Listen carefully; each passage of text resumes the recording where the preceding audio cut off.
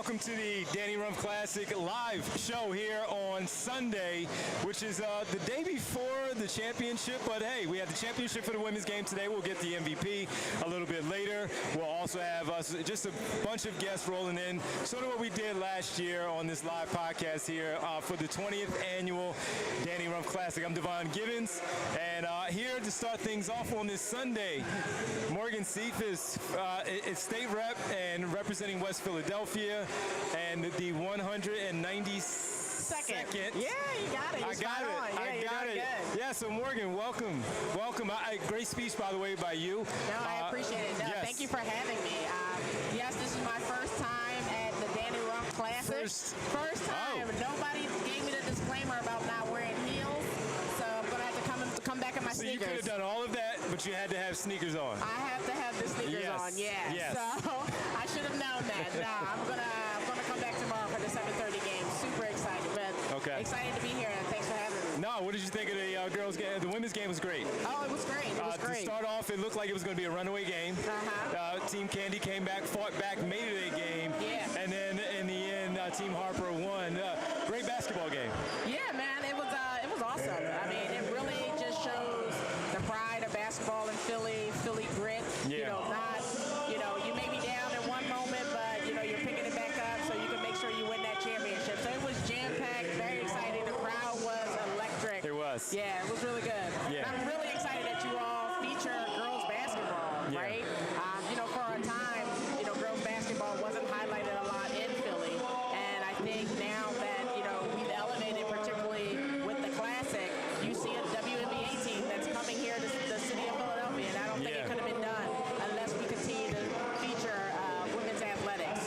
Being a track and field runner myself. Yes, I heard. Yeah, I heard. Yeah, so with that happening, as a matter of fact, what did you make of the fact that they finally got it done? It's been years. So many basketball fans have been talking about the WNBA. A team needed to be in Philadelphia. It's one of the biggest markets in the country, yet we did not have a team here. So what do you make of that? I mean, it's exciting. Exciting time for the city of Philadelphia, particularly as we're on the cusp of the 250th anniversary here for our city. Yep. And to be able to talk about it, to be able to brag about it, is really big. I mean, we have a large, market, as you said. Philly is known as a basketball city. We have a lot of great players coming from this city.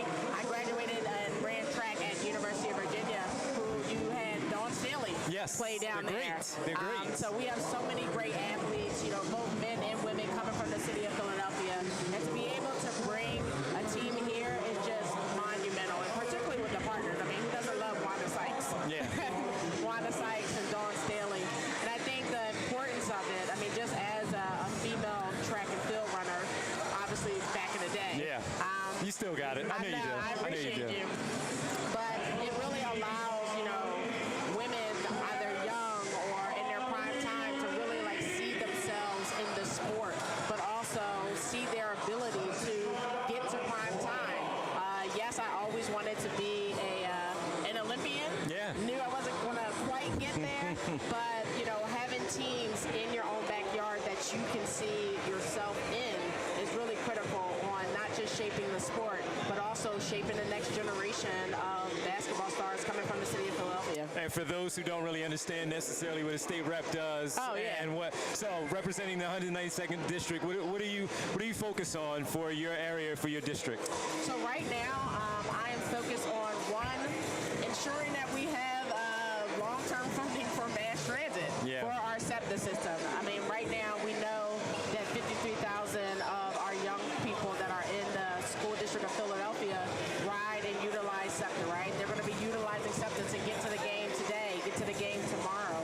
And right now our system is, really under threat at this moment because we do not have a long-term funding stream. Sure. So, right now that is top priority because not only do I represent West Philadelphia, I'm also the Philadelphia delegation chair, which represents roughly around 25 members up in Harrisburg. I'm literally going to Harrisburg as we speak after I leave here. And, so we're focusing on that. The other piece that's really big for me right now is building out pathways and pipelines for our young people. Yeah. Right? So I represent Overbrook High School, making sure that they have the pathways that they need in order to be academically successful. We're doing a partnership with Google, bringing that to Overbrook High School to Nice. offer short-term certificate programs so it gets our young people access to AI and tech-related jobs and industries. So that's primarily what my focus is right now. That's great. And hopefully we'll be able to get it done for Philadelphia. That was great. And before we came on the air, we realized that we come from the same neighborhood. Yeah. So we're both from Winfield area. Yeah, born and raised. Born and raised. We just actually renamed a street after Will Smith. I saw that. So were you there for all? I was there. I was there when he came back. I saw the bridge was all shut down and then nobody could get across the bridge. No, it was amazing. That was amazing. He came back. He committed to making an investment in Overbrook High School, his old high school. Yeah. I mean, again, it really shines the light on the greats that we have coming out of Philadelphia, but particularly West Philly. We also renamed the street after Lady B. We did the mural for Kobe Bryant. So we got a lot going on over our part of West Philadelphia. Yes, indeed. Yeah. So, and it's funny because I always tell the story when people ask and they find out that we're from the same area. Will Smith was right over there, and we both went to BWAP and Bieber. So we had to go across and go there. And I remember one day leaving Bieber to walk back over to our home, and he and Jeff and all those they were filming the I bet I can't beat Mike Tyson video at the barbershop. That's incredible. So it's always great.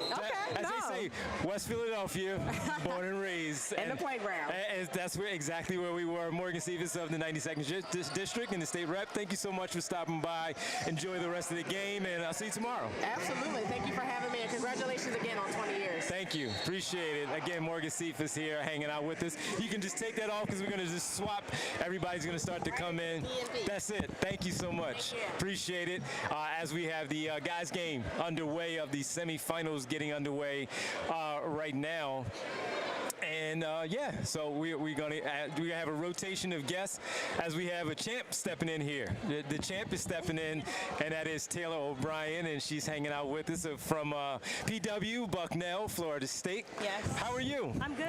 Thank you for having me. No problem. How's it feel walking up here, of course, after a championship? Oh, it's awesome. I know. Yeah. It was really exciting to play in that game. I know it didn't go as we planned, really, but, a win is a win, and everybody was super excited to be here, and I'm really excited about it. Well, early on, it looked like it was going to go that way. You guys were up big, and I was like, this might be a little cakewalk. Not taking anything away from Team Candy, but you guys held them off and got it done. We definitely did. It was definitely a struggle in the end, but we definitely had to finish with a win. If we started so well, we just got to finish strong, and that's what we did. So. Yeah, absolutely. So this being the 20th annual Annual Rumph Classic, and what is this, year 3 now for the ladies game, or year 2, year 3 for the ladies game? How does it feel to know that the city is, the city in the area, I know you're from PW and all that, but it's well represented. The girls game is definitely on full display. Oh yeah, it's really exciting to be a part of such a big organization, and especially coming and watching the boys games, as growing up,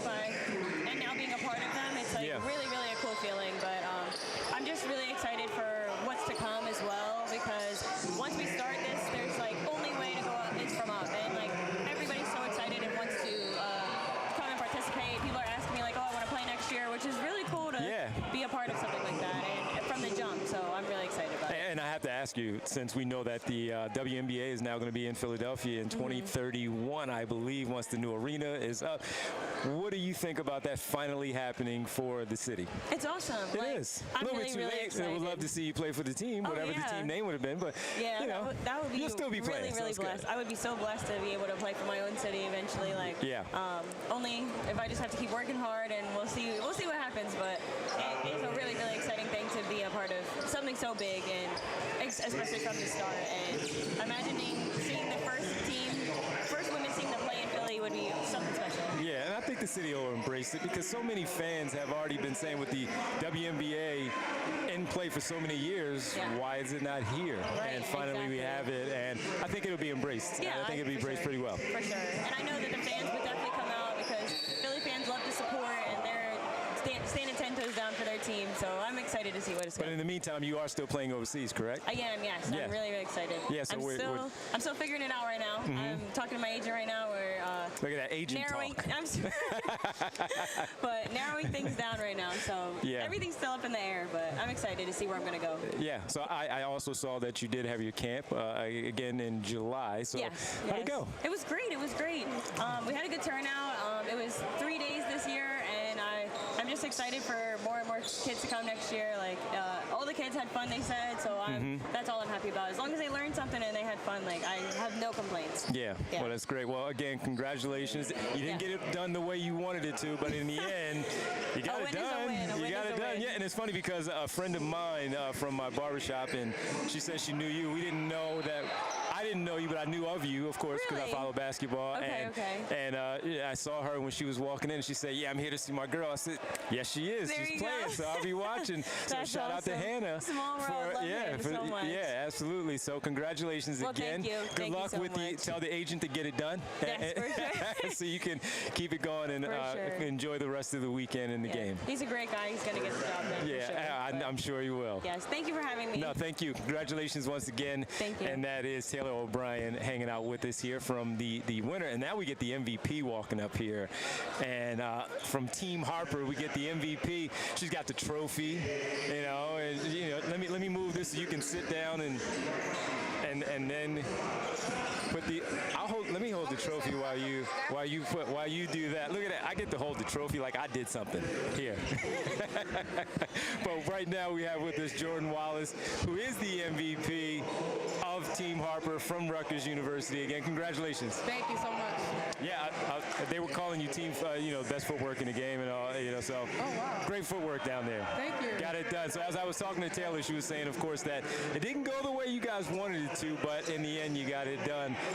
How did you guys get it done to hold off Team Candy coming back like they did? Well, if I'm speaking for me personally, just the sisterhood of us all kind of just coming together and us having, the mutual contact with Brandon Millwood. I feel like all of us kind of pulled together as like a sisterhood toward the end to get the dub done, Yeah. We came together, everything was positive, everybody respected one another, and I think that's really what it takes to finish games, Absolutely.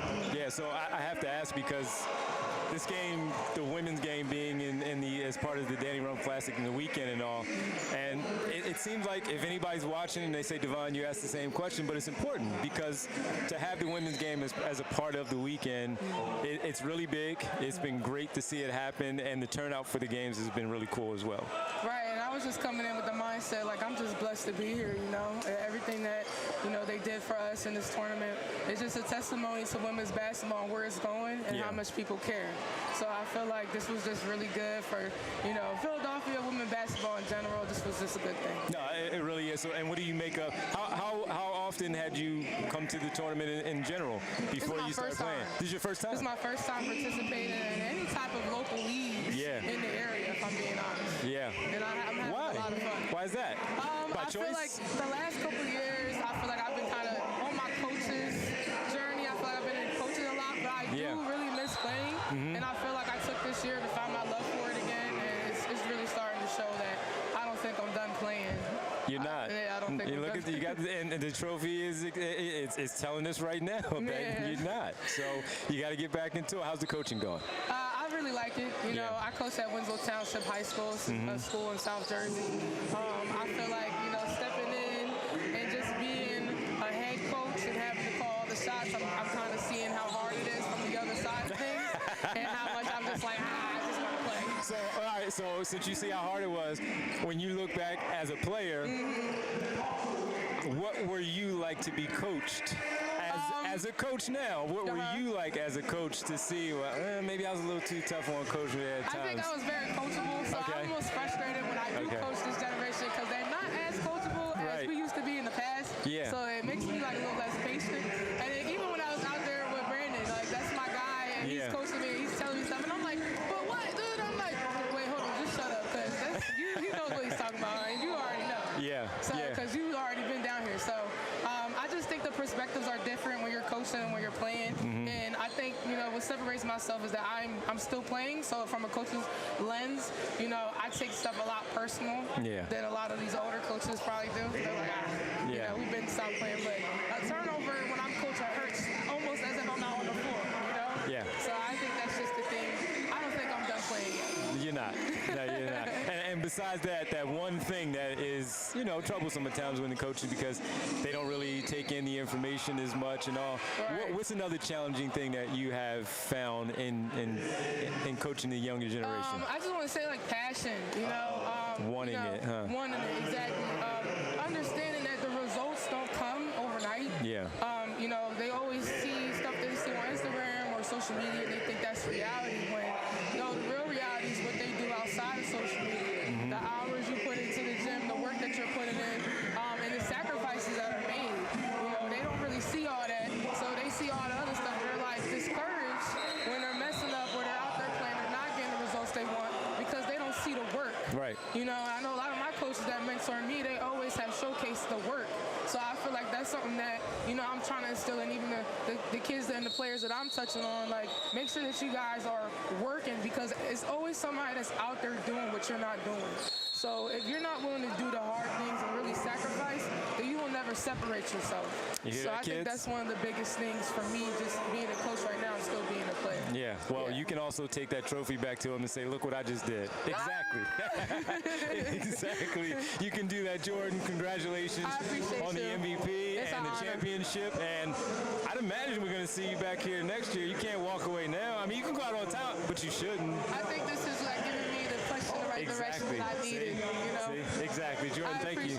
Appreciate it. Enjoy the rest of the weekend, and we'll talk to you again. I'm definitely going to appreciate this.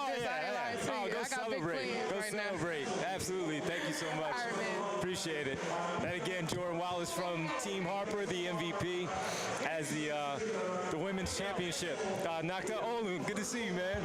Olin Chamberlain here, hanging out with us from St. Joe's Prep. What's going on, man? I'm doing good. How are you? I'm doing good, man. It's funny because I see your dad every now and then because we go to the same barber. I'm sure you know Stu. And that's my guy, yeah. We grew up together, high school really? and all that. Yeah, that's my guy. So your dad, I see your dad every now and then. Yeah, my cuts are usually on Fridays. I try to get the Friday morning slide going into the weekend. But I'm normally like a Wednesday, Thursday kind of thing. But yeah, man, how you doing? I'm doing great. Just taking some time off before I have to go back to school. Gave us a little break. We got to go back the 22nd, going to Temple. Yeah, absolutely. Yeah. So tell us about that a little bit, about walking on that Temple and being a part of that program. It's super exciting. The guys are super welcoming. Coach Fisher's obviously a great guy. Gave me the opportunity to come on. I think the whole culture is something that is just really exciting to be a part of. Every practice is intense, and every practice is really just great. And the guys are just super great too. I've been in part of teams where it's not they're not as welcoming to the new guys and the younger guys, the freshmen and stuff like that. But everyone has just helped me, and it's been a great adjustment so far. Yeah. So with that adjustment, though, it's also an adjustment. The player that you were in high school, that next level up. Even though you've probably played against a lot of guys and had a lot of success, of course, it's up to the coaches and how things go. But being a walk-on, what's that been like for you? And yes, they have been welcoming and all, but a different spot a little bit for you. Yeah, it's a different spot. I mean, obviously. You don't really get treated any differently to walk on or not or anything like that, but I'm still coming with the same mindset as I am every single day. I'm trying to compete. I'm trying to get on the floor. I know that's an opportunity for me, so every single practice I'm trying to compete to be the best I can be and make it hard on the coaches. I want to make my teammates better, obviously, but I want to get better and have an opportunity to play at the end of the day. Yeah, and as far as we go here, as we have the semifinals already underway, trying to gear up and set up the championship, what are your memories like from the Annual Rumph Classic? I love the Annual Rumph Classic. I love coming here. How long have you been coming maybe to the tournament? Like 5 or 6 or 7 years, something like that. Yeah, a pretty long time. Yeah. But yeah, I love the Annual Rumph Classic. I try to get here every single year with my dad. I was running a few errands. I was down the shore a few days ago, but I told my dad. My dad told me, he was like, "Hey, you gotta make it. This is Annual Rumph Classic, so I came back down here, went here with them, and just some of the memories I have. I remember my first year at the Annual Rumph Classic. I think I remember sending Mr. Morag, Mike Morag, just this long DM on Instagram. Mr. Morag. Mr. Morag. Go ahead. Sent him a long DM on Instagram. I was like, hey, like I've been watching from afar like a few years now. I was wondering if I could like maybe like the towel boy for one of the games. So he's like, yeah, for sure. And ever since then, you know, I've been coming back, and not necessarily the towel boy this year, but I remember having a great time just building that relationship with Mr. Morag and Mike. And then and we've had a great relationship ever since. So obviously a great guy, and it's an amazing event that he puts on.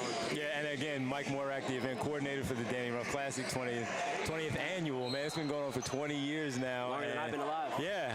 But and again, it's just I know you 6-7 years in a row, but the success that it is, and the city just kind of stops when these games are going on. Everybody's trying to, whether it's this year's at Drexel University, but wherever the location is, people always want to be there, man. It's the talk of, hey, this weekend, of course, Thursday to Monday, we're going to the Annual Rumph Classic. It's the best pro-am. It gets, like you said, it gets the city to stop. Like, obviously right now there's a lot of people here, but the Monday night, like, it's always all nuts. the seats are going to be insanely packed. The energy here, I think it's like probably the best event in the city all year round. This is where everybody comes in and gets some NBA players.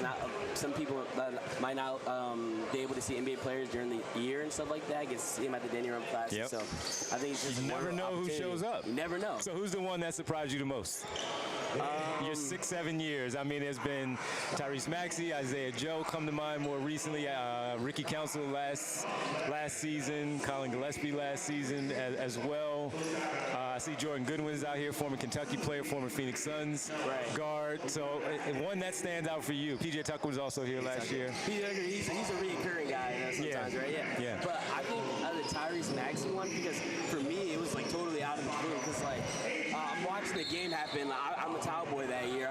I'm watching the game, right? I'm just doing my job. Then I just hear a bunch of rumbling coming, floods of people coming. I'm like, yo, what is going on? Like, so then a bunch of people start coming in. I'm like, somebody has to be coming. And then like 25, 30 minutes later, I just see Tyrese Maxey walk in. I'm like, yo, this is crazy. Like I wasn't even expecting it, because usually like the day before he's like, yo, like so-and-so's coming to the Rump tomorrow. But like that was out of the blue. So I thought that was insane. And he put on a show for us. So that's probably something I won't forget. And I'm trying to think of some of the other ones. James Harden, Jason Tatum also came through. Jason Tatum, that was a crazy one too. Similar situation. I didn't know, even with that one, Mike, sometimes you know. Like he's not trying to spill the beans, exactly. Right? Sometimes he'll tell you though, and I was like, oh, okay, you got Jason Tatum to come through. No, because I remember the way it worked at LaSalle when I was used to do the towel boy thing. So they were like, yo, you got to block a few seats out here for like the VIP. I'm like, VIP? Like, who's VIP? Who's coming? So then Jason Tatum and his like crew came. They sat in the front row. And he came. So I was super excited. It's always a good time. Well, I expect that in a few years, after you're graduated and you're getting ready to play professionally, when you come back home, you can get out there yourself. Yeah, that's the plan. That's the plan. Exactly. Yeah, that'd be exciting. Exactly. To watch all these many years and be able to participate, I think that would be a blessing. So I'd be super excited about that. Yeah, I don't know if I can hang out there with you guys, man. maybe the alumni game. I might be able to do the alumni game and just jog up and down the court. But it's funny, man. But no, man, I really appreciate it, and thanks for stopping by. Good luck. Thank you. I appreciate at Temple. And what are you studying? Legal studies. I want to become a lawyer and or a sports agent. So one of the two. Okay. Legal studies is what I'm studying. Well, maybe you can like handle my contract. You know what I mean? Again, Olin Chamberlain from St. Joe's Prep, going to Temple, playing some basketball for the Temple House. Thanks, man. Sir. Congratulations. Good luck to you, Dad. I said hello. I will. I appreciate it, man. Thank you again, Olin Chamberlain, hanging out with us here. And but listen, this is always just simply a good time. So already having Taylor O'Brien on, we also had Jordan Wallace coming through, Olin Chamberlain Devon, you're just up here with us, and a variety of different guests. It's not just the basketball players. They're just people that also just come in and help out in a lot of different ways. People that have been involved for the 20 years that this has been in play, and not just for the game, but also the Daniel E. Rumph II Foundation that you can find out goes on all year long with so many things helping out. If we all remember, of course, this is underway because of the mere fact that, unfortunately, losing to Danny to the heart issue. And I remember when Mike and I first connected, maybe 11, 12 years ago, maybe even longer than that, actually, and Mike Morak talking about how a lot of places where basketball is played in the city, the defibrillators just are not in there. And that was one of the reasons, unfortunately, that, Danny passed away. It was because there was nothing there to revive him and keep him going. And that's one thing that we'll talk to the basketball players, as we just did with Olin and Jordan, and also with Taylor, but to everybody else behind the scenes and running things with the foundation to make sure that things go, to make sure the money is raised, to make sure that the sales and the sponsorships and all of that is ready to go. So that's what we're here to do. It's great to be here for the 20th annual Annual Rumph Foundation and the Daniel Rumph Classic, and we're just going to keep the guests rolling through here. Again, for those who don't know me, I'm Devon Givens from PHLY Sports, covering the Sixers for PHLY Sports, and I'm always thrilled to be here and help out in any way that I can for my friend Mike Morak and what we're able to do here, and any participation that I can have, any way to lend a hand. I'm here for Mike as always, and for everyone else here with it. All right, now we got another guest coming in. Head assistant at Newman Goretti, get to hang out with us, and that is Darius Howman from Newman Goretti. How you doing, man? I'm good. How are you? I'm doing great, man. Good. 20th anniversary for the Daniel Rumph Classic, man. Oh yeah, it's awesome, man. Awesome for the city, awesome for the culture. Yeah. Obviously, I love that they've added the female piece to it. Yeah. I think that's important. Obviously, I know that women's basketball is thriving anyway. 100%. But it's things like this that continue to move, forward that movement. So yeah, it's awesome, man. And you run the She Elite All Girls League at the Six Man Center. Yes, sir. The newly built Six Man Center, which is phenomenal. Yes, sir. By the way, but how's that going for you running that? It's awesome, man. She Elite was started in 2020, oddly enough, in the COVID year. Yeah. I started it with, we only had about 7 middle school teams. Yeah. Came back the following season, we had about 10 teams. And since that time, man, we just started, it's just been ballooning. So right now we have about 26 teams. We have about 10 middle school girls teams. And we have about, I think, 16 high school teams. So it's just something that's just thriving. So does it run, now that you have it going, yes. Does it run year round? Does it run? Sir. Okay. So we run every August. We start about the first week of August. Okay. And we go through to about the end of September. Okay.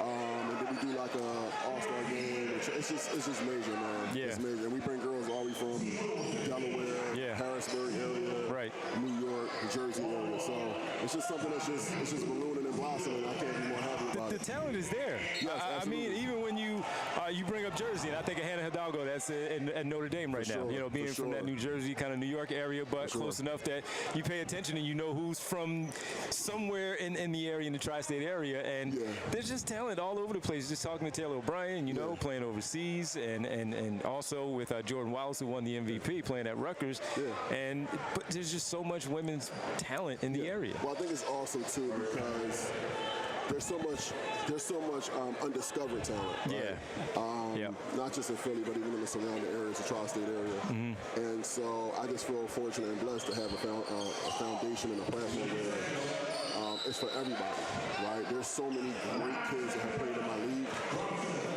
girls that are well known, and girls that nobody has ever heard of, right? And everything in between. So I just pride myself on keeping a platform that's solid for them, but also with girls their names might not be out there like that, right? Yeah. But they have a platform now where they can come and display their talent and maybe be discovered. The place is always packed with, coaches and everything else. And it's bound to be somebody there that has never seen some of these kids play. Yeah. And so it's just been great, man. It's been great. Being that you bring up all of that, coaches coming in and, talent undiscovered, even though these ladies are older now, at least playing professional professionally, some maybe overseas and all, but the fact that Mike Morak has put this together with everyone else, it's become such a big deal that I see young ladies walking up and down the stairs here, going to their seats in and out over the years, but there was never a game. And speaking with Mike and understanding that, they wanted to make sure that they put them and give them a map to go out there and do the same thing with this great event that goes on. Listen, and shout out to Mike Morak, and also shout out to Sheree Bray. Actually, the truth of it is, me and Sheree Bray were the first two that actually sat down and talked about the whole idea of the cheerleading. Yeah. And like I said, since then it's just been blossoming every year. But Mike Morak, the same. He's a great guy. He's a great proponent of all these things.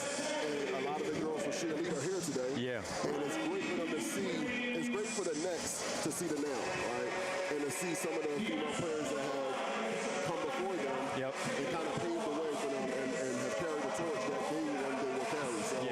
So it's just good all the way around, man, for the culture and the forward movement of women's basketball.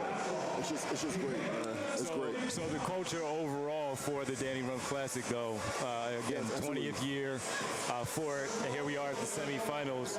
And every year it gets better and better, it gets bigger and bigger. And just talking to Olin before you stepped in, and just how he was his 6-7 years here. He's DMing Mike. First of all, he called him Mr. Morak, and I started laughing because it's like, that's how long it's been.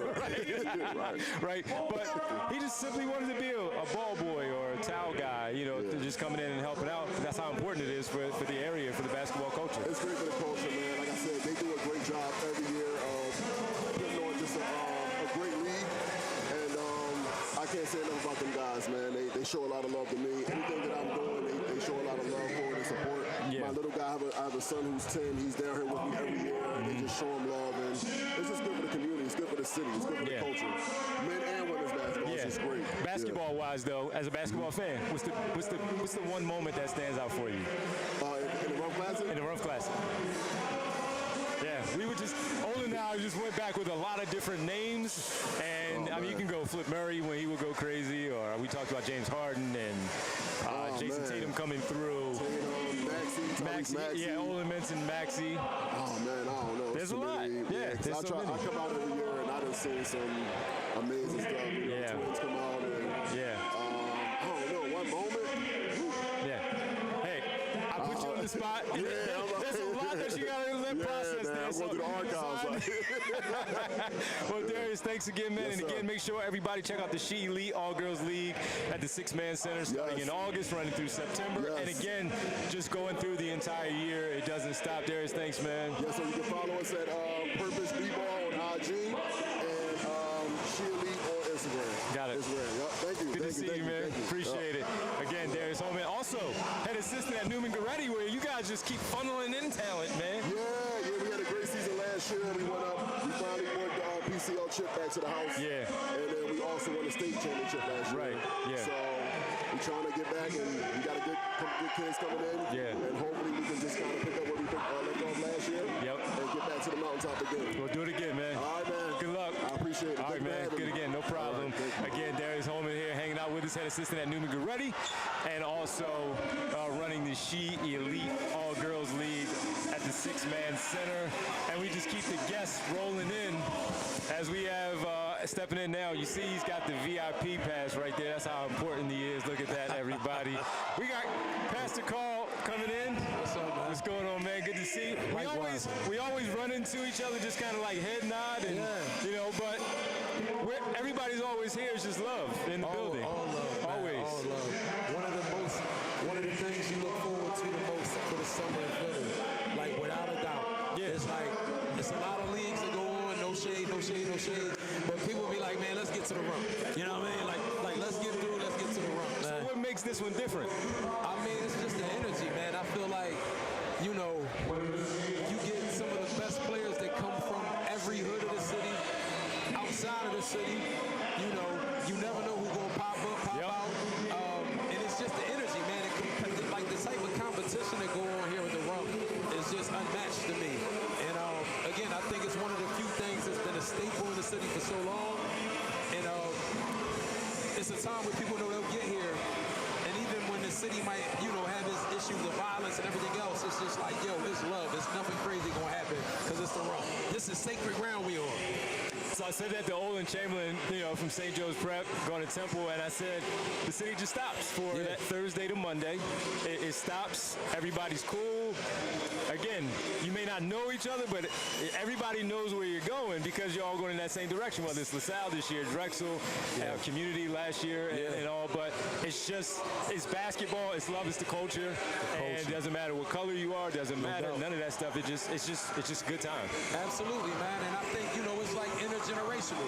You see so many people from Philly, whether it's like some of the OGs to some of the kids, the women, it draws everybody in, man, and like Philly hasn't had that probably since like 16th and Susquehanna days, but like this literally is like the Rucker Park.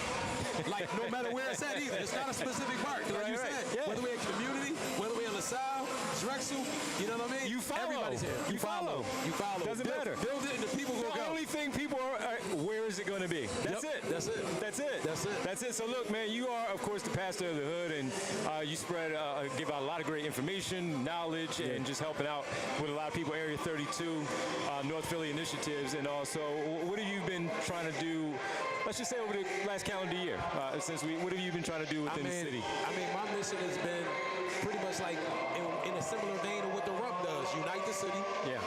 Area 32, Mike runs a basketball program under that umbrella that I created, Victory in North. So so he keeps the youth engaged all year round. So I tip my hat off to Mike. I always tell people, man, like, Mike, the Rumph just isn't a one-time thing for Mike. Mike is literally embedded and he lives it. So he's bringing children, families together for that work. And a lot of work that I'm doing with young men in the city, man. Getting them employed, helping them to jumpstart businesses. And just looking to do more, you know what I'm saying? Working with elected officials, trying to make sure that, our environments are equitable, and that kids actually have something to have hope for, and, you know what I mean, continue to be able to do whatever it is that they're passionate about. How passionate are they? Do you see that a lot of kids are really passionate once they take in the message and accept the message and understand you're trying to send them in the right direction?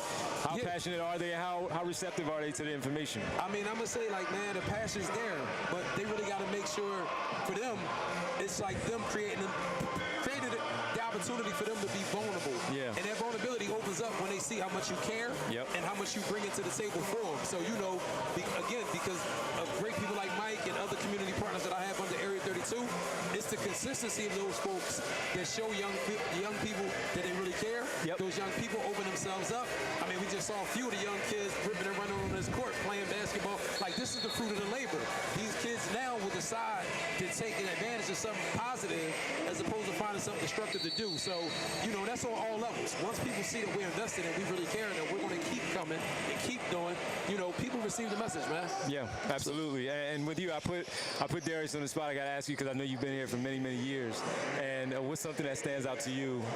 20 years this thing has been going on, and you've been involved for a while. So what's a moment that really stands? It doesn't necessarily have to even be basketball. It could just be something that with a young kid, male, female, that you've helped out, and you just saw them talking here, and the next thing you know, they take in and they accept all of it. Well, the thing I do want to say, man, and I'll make it about basketball, I'll make it about here.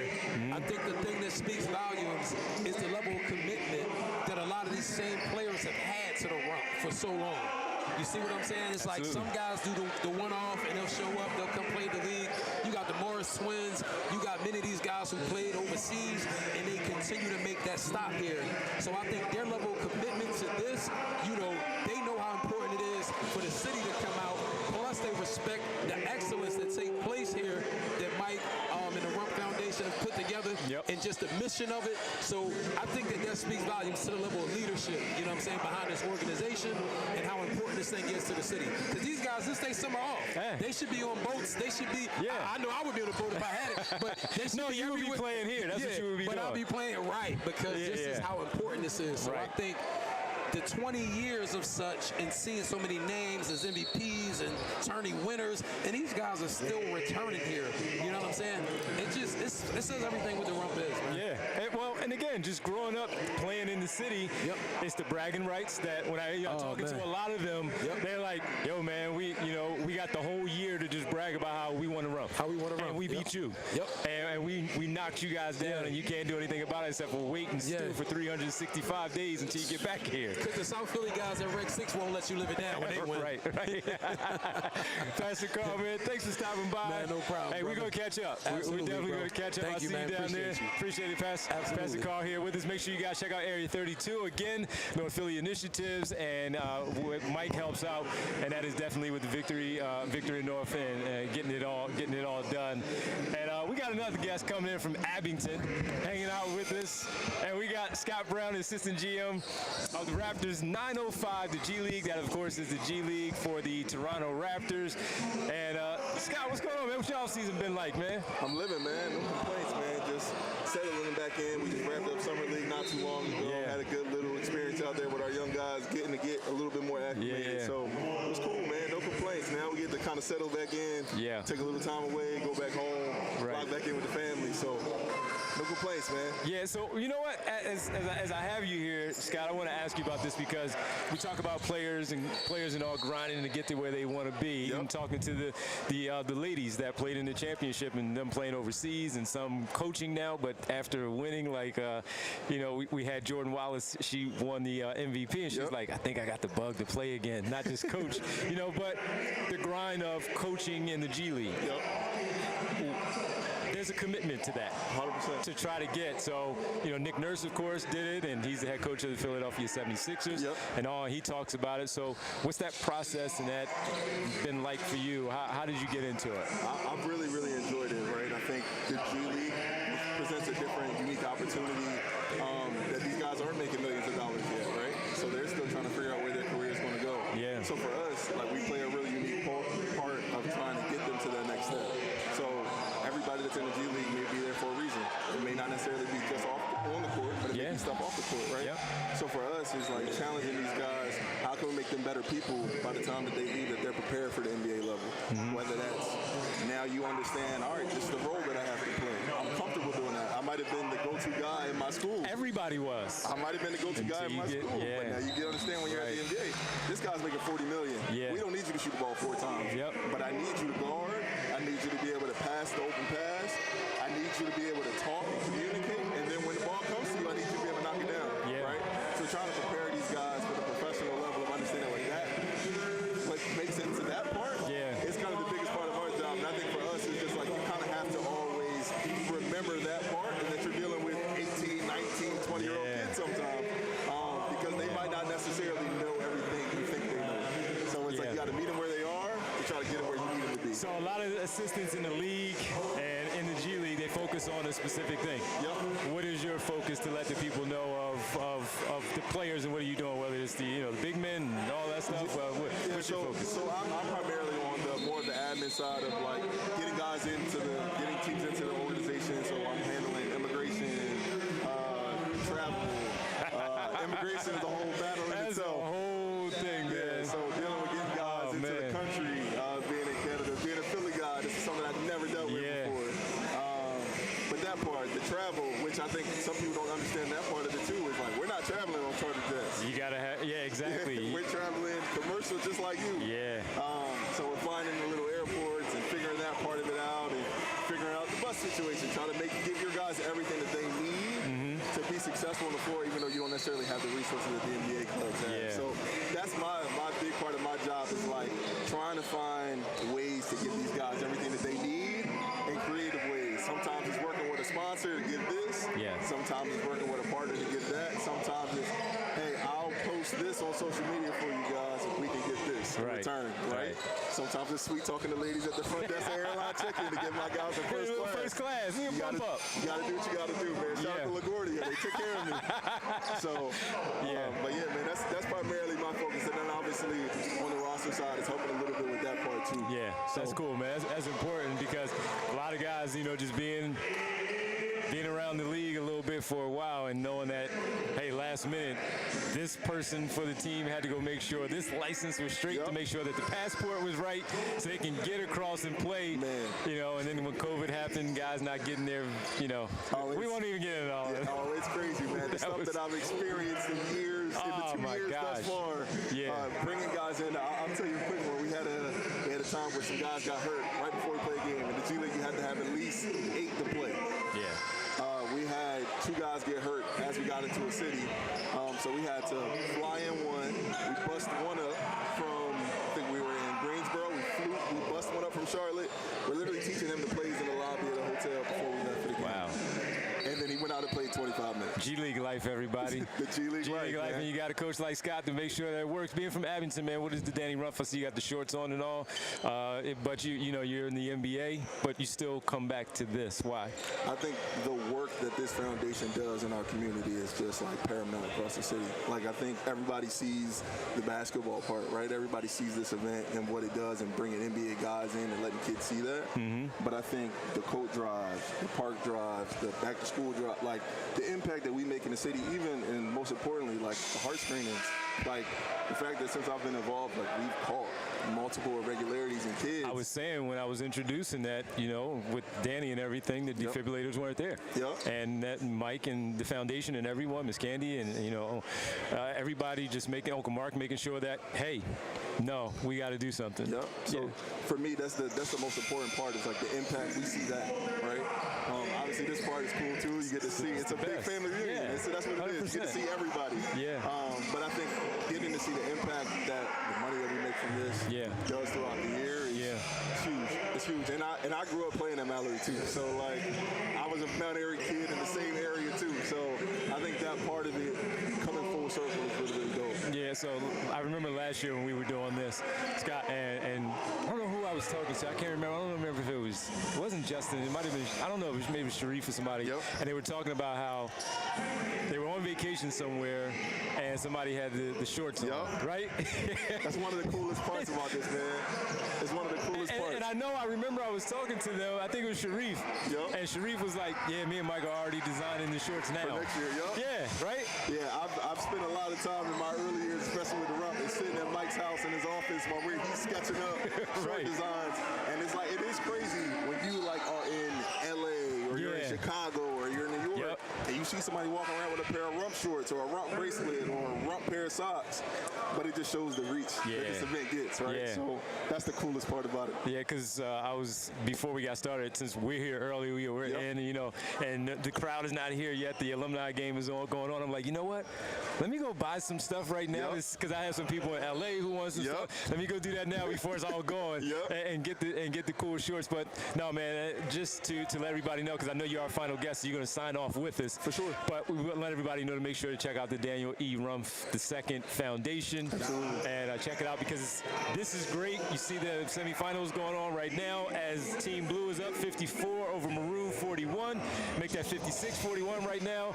And setting up the championship, but it's the foundation that is the stepping stone that does the work all year round for this 5-day weekend to happen, for everybody to come in, make the money this way too, but the family reunion is together, but the family also congregates in the way that it does for the other 360 days for the year. So please, everybody, make sure if you can donate. If you can't make it down to the game and you can't buy a pair of shorts or a jersey or the socks or whatever it may be, but you can donate and help out in that way because the back to school drives are coming up. And you have the, again, just the, Mike is always sending me, hey, bring the girls so they can get their heart checked out, you know? So my daughters, and that's always a really, really important part of it. 100%. That kind of flies under the radar just a little bit just because of how big this is with the names that are involved. So again, the Daniel E. Rumph II Foundation. Check it out, Daniel E. Rumph II.com. Make your donations and all. Scott, man, this has been fun, man. It's great, man. I appreciate you having me. This is dope, man. Got to talk to my guy Alvin and tell you know, that's my guy Alvin Williams, of course, at the television broadcast out there for the Toronto Raptors and the pride of Villanova and Philadelphia overall. So for everybody, we appreciate it, everybody. stopping by. We have so many guests from Taylor to Jordan, to Olin and Pastor Carl and everybody. And, of course, Scott here hanging out with us to sign things off. Don't forget about the championship tomorrow. Championship will be somewhere. It always fluctuates. Just a little bit. Just a little bit. Like, the doors will probably open around 6 or 7 o'clock. So make sure you get in. We're at Drexel University for the championship. We don't know who will be playing as of yet. Team Blue looks like they might be representing from this semifinal matchup. But championship tomorrow night, right here at Drexel University. Come on out, hang out for the final day of the family reunion as the summer winds down. And we'll see you then, of course. So, Scott, thanks, man. Really appreciate it. Thank you, brother. And everybody, make sure you check us out all year round on the Danny Rumph Podcast. Thanks to everybody behind the scenes, and have a good one. And we'll talk to you once again on our next podcast. We'll see you then.